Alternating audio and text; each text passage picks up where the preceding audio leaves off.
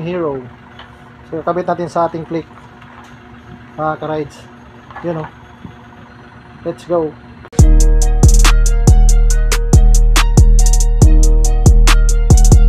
Good day mga ka-rides. So meron naman tayong ikakabit ngayon sa ating Honda Click na side mirror. So ito yung box niya. Yan. So order ito sa Shopee.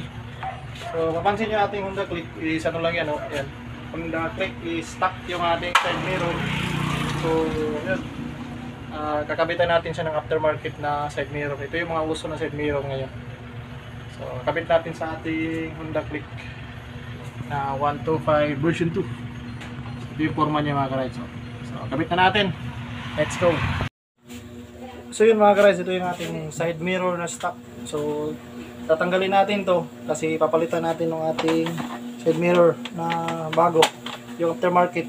So buksan natin yung laman ng nasa box. So yung in-order natin sa Shopee. So kabit natin dito sa ating side mirror na stock para sa ating Honda Click. So buksan lang natin yung laman ng ating box. So yung brand nito is Hero. Ito yung uso ngayon na side mirror para sa mga Honda Click. Ito yung laman ng box. Ito yung forma niya. Yan.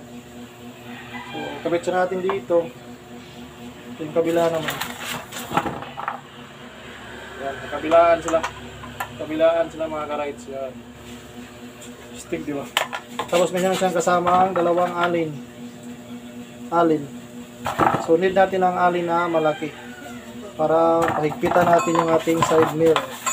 Sa akin mga ka-rides, hindi pa naka-subscribe sa aking YouTube channel, para subscribe naman para sa ating mga next upload video sa ating YouTube channel. So yun, remove na natin yung ating old na side mirror.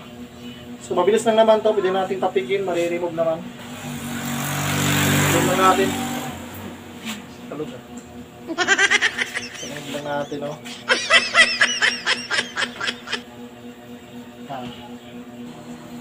So need lang natin ang 14mm na rings para matanggal natin yung ating old na side mirror na stock.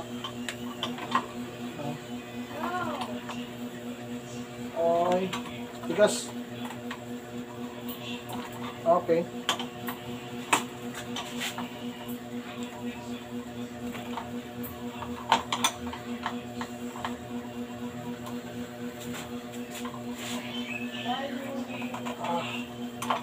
Tigas. Good. Natin yung isa.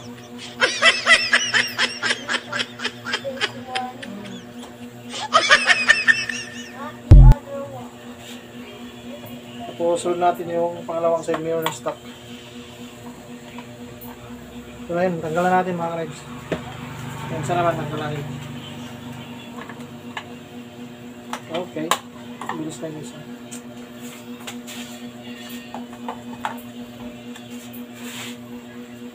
So after natin matanggal yung old stock na side mirror, yung stock, so kabit na naman natin yung bago, yung bagong side mirror.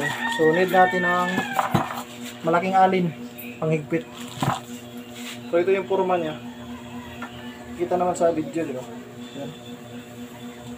Okay, so maganda kasi ito tingnan mga guys. Tignan natin kung kasya ba yung ating side mirror.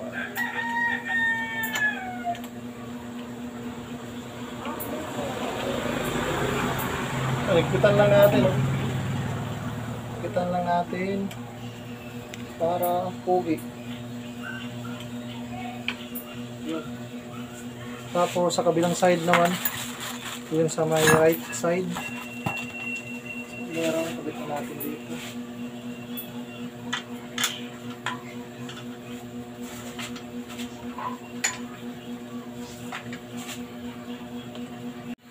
So yun siya mga ka-rides, nakabit na natin yung dalawang side mirror na aftermarket para sa ating Honda Click. So yun yung forma niya ngayon. Yan, nakikita natin. So laki nung pagkakaiba ng stock, no? Kasi yung stock masyadong mahaba, mataas. Yun namang binili natin is ano lang, maikli siya. Pero pasok yung ano niya, side mirror sa requirements ng LTO, so iwas pa rin tayo huli, no? So ito yung forma niya. Yan tayo sa harap. Yan natin sa harapan. So yun. Ganda na ng purma niya mga rides. Yan. So madali lang siya ikabit. Need lang natin ng isang malaking allen wrench. Ito. Ito ganito kalaking allen. Tapos higpitan lang natin yung dalawang allen dito. Yan. Isa. Tapos dalawa. So after nyo mahigpit, ito na yung purma niya. Yan. So ito yung difference ng stock. Na natin yung stock. Ito yung stock oh. Masyadong tayong-tayo yung stock compare dun sa aftermarket na binili natin. Masyadong mataas tingnan. So fix na lang natin yung purma niya. So again, sa mga gustong umorder nito, marami ito sa Shopee mga ka-rides. Pwede kayong umorder sa Shopee. Ito yung brand natin binili, Racing Hero. So yun, ito yung ating Honda Click na 2022 model, no? 2 years na and 12,000 pa yung odo. Napaka fresh pa rin yung ating version to na Honda Click.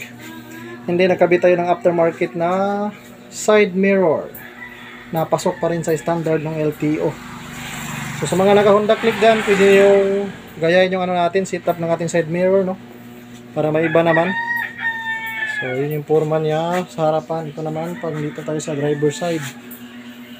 So, makikita natin, sobrang laki nung salamin niya.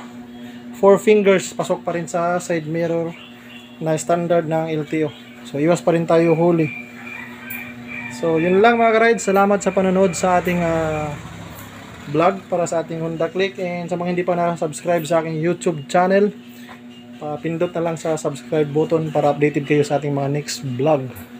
So kita-kits sa ating mga next vlog mga ka-rides. This is our Honda Click and yun ating Sniper na version 2. So again, God bless sa lahat, ride safe sa lahat, and kita-kits sa mga next vlog natin mga ka-rides. Peace out. Da-da-da-da tick-tock, all on the ground. Na na na na na na na na na. Oh,